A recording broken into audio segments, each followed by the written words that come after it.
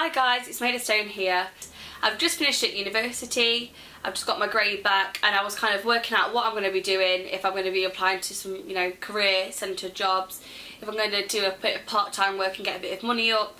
So now that I'm all sort of settled back down, back home, all unpacked, I thought it was about time to do another video. So I've decided to do a music news video because quite a lot to catch up on. And I saw some quite interesting news stories this week and I thought it would be quite nice to have a little chat about them. So the first thing I'm going to talk about is a Nirvana themed cafe that's opened up in Glasgow called In Bloom. Now I think this looks really exciting. I'm kind of disappointed that I live so far south and will only be able to go if I'm going on holiday or I'll take the time to go there. But it's going to be playing Nirvana music, it's kind of showing the legacy of Kurt Cobain and I think it looks really good. They've put a picture on Instagram of that sort of the sign and it's the same font as the In Bloom cover, that font. So they're obviously sticking to their guns with it. Now it's also a cruelty-free cafe, which I think is really nice. I think that kind of follows with Kurt's legacy of looking after everybody and being a very empathetic person. So there was like some organic cola or something from like a little business that they've got there, which I thought is really nice. I'll link their Instagram page below so that you can have a look at what's going on. Obviously still reeling from David Bowie's death. I can't listen to Heroes without getting a bit of a shiver, a bit of a lump in my throat. In fact I'm even tearing up now thinking about it, but it's nice to see that people are still wanting to share his stories even once he's not here. A biography is being released on the 12th of September written by Dylan Jones, who's the GQ editor. And it's going to do a little bit of an insight into the wild side of David Bowie and then the quieter years later on with Iman. So I think it would be nice to hear something about him that you don't already know, or if you do, have a bit more of a sort of insight onto it, maybe a little bit more explanation.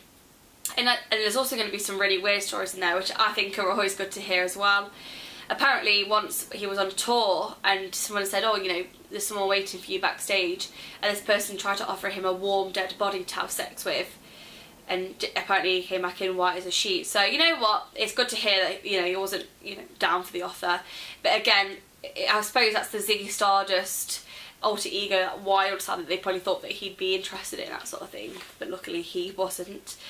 It's going to be released on the 12th of September and it's going to be an intimate portrait as ever been drawn. So I think that's going to be lovely to read about. Next on my list is about Ed Balls and his giving another chance to Radiohead.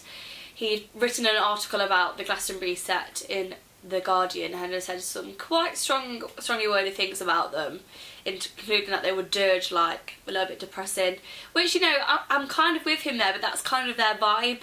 And I suppose that if you're in a dance tent 1 minute and then you come along to that, it is going to be quite a stark contrast.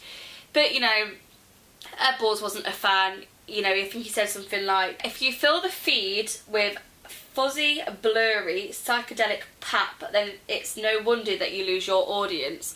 He was saying that apparently he looked around him and everyone was having their own conversation and that the big screens that help the people at the back see a little bit better weren't even engaging them then. Radiohead then said back like, oh we'd love to change your mind, come see us again at some point.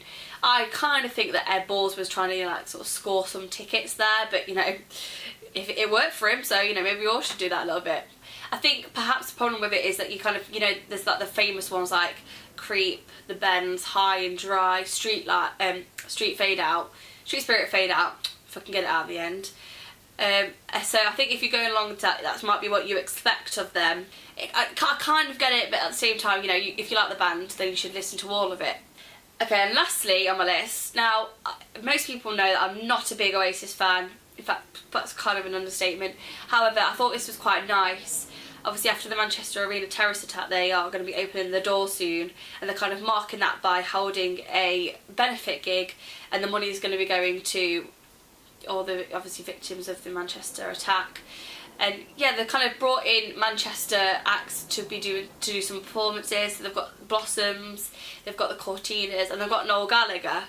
And I think there was kind of a hint of, why is this not an opportunity to bring back Oasis? That would raise a lot of money, I will say, because there's a lot of people out there who have been begging Oasis to come back for many years. And Liam kind of put on Twitter that, he's already got a gig going in Spain, however it's only a hop, skip and a jump away. So hinting that the opportunity might be there, which I will say would be like a lovely occasion to sort of show the unity again. But yeah, it's called We Are Manchester.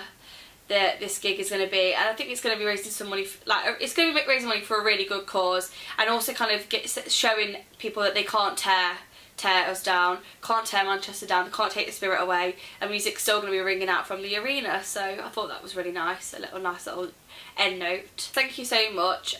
This is Made of Stone, I am Made of Stone, and I will see you again soon.